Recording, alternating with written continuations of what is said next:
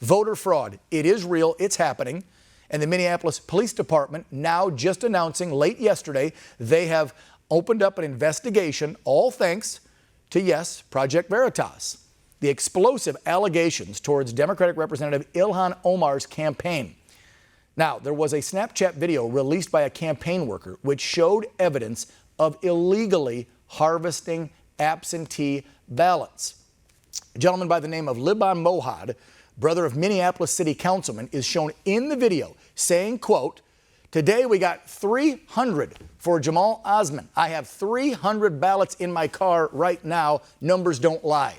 You can see my car is full on the video." Now, all of these were absentee ballots.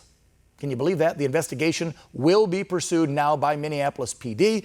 President Trump has tweeted about it, asking for the DOJ to do an investigation. So this story, since Project Veritas broke it over the weekend about this illegal ballot harvesting in Minneapolis, has now gone viral. But again, a lot of the mainstream media has not covered it. So I wanted you to learn more about this voter fraud that's actually happening, even though Democrats and the media said it does not exist. All right. So our next guest joining me is going to talk a whole lot more about this story. He is the executive director at Project Veritas. Thank you so much for joining me tonight. Russell Verney. Russell, how are you doing, sir? Very well, thank you, Dan, and it's a pleasure to be on with you and an honor to visit with your viewers.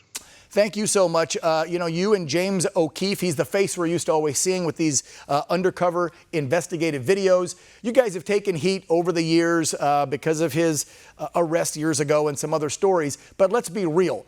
The facts don't lie. These videos don't lie. You guys have uncovered a hornet's nest here, and I just don't understand why the mainstream media won't pick this story up and run with it. Well, actually, I do, because it makes Democrats and Miss Ilhan Omar look horrible, because they are cheating, right? That's what you uncovered.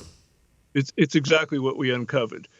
We sent undercover investigators into Minnesota several months ago, and they worked their way into the community and created relationships with people in there and earned their trust. And we had one insider within the community who's been an activist for many years who agreed to wear a hidden camera and record some of his interviews with people. What we got is a general knowledge that Ilhan Omar's behind this whole pay for vote scandal up there. It's her campaign staff that is doing a great deal of the ballot harvesting, which is where they go in and have people in the apartment houses for the elderly fill out applications for absentee ballots. And when the ballots are mailed out by the city, they go back and they collect the ballots from all these apartments in these high-rise buildings. They collect the ballots and they fill them out themselves and turn them in. They get the IDs from the driver's license of the original voters. They get all kinds of information from them. They fill out the ballots and turn them in. Now, if somebody doesn't have their absentee ballot, then what they do is they take them in a van down to the polling place, and they actually go in with the voter into the voting booth and cast the vote to make sure they vote for the right people. And in return for going down to the polls, when they get in the van going back to the apartments, they get paid about $200 each for their vote. So this is all about paying a pay-for-vote scandal in Minneapolis that can sway as many.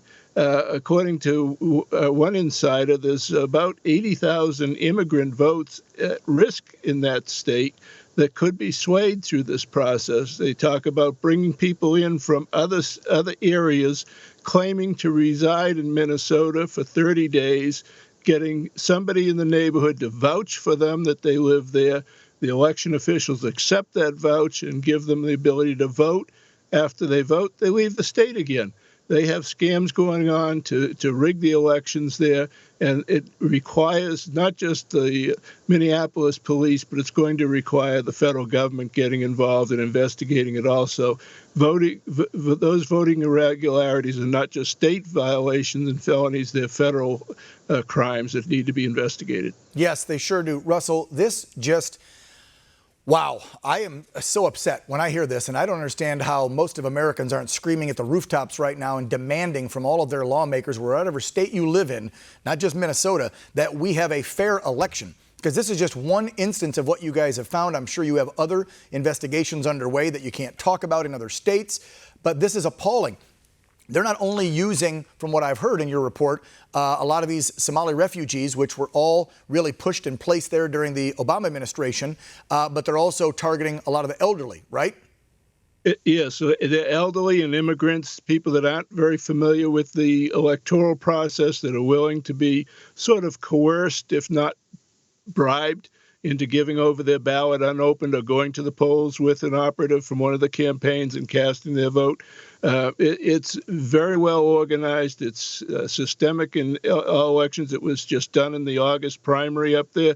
They're doing it again in the general election that just started up there for absentee voters. And this is, absentee voting is considered the safer system of the mail-in ballots, as opposed to the state where you just mail a ballot to everybody who ever was on your voter registration rolls, even though they may be dead or moved or whatever. Which opens itself up to big-time fraud, too. We've been discussing that on the show for the last week or two, is that the mass mail-out ballots are corrupt as hell. Now you have absentee ballots, which should be safe, and you guys just uncovered those aren't safe.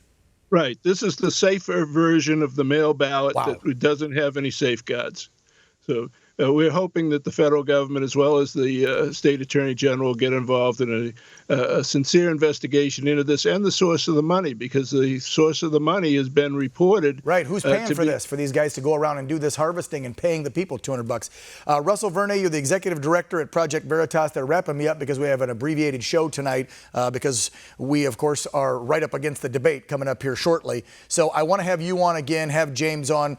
We've got to stay in contact. We've got to get this out there to people. This has to be investigated at the highest level. We cannot have a corrupt election. This is the most important election of our lifetime. So, Russell, do me the solid. Say you'll come back on. We'll get you more on this week or later next week to talk about this, because this is explosive stuff. Thank you so much. Glad to return. Thanks for the opportunity to visit with your viewers. Okay. Thank you, Russell. All right, don't go away. Just moments away, President Trump's controversial ally, Roger Stone, will be joining Real America. You don't want to miss this one.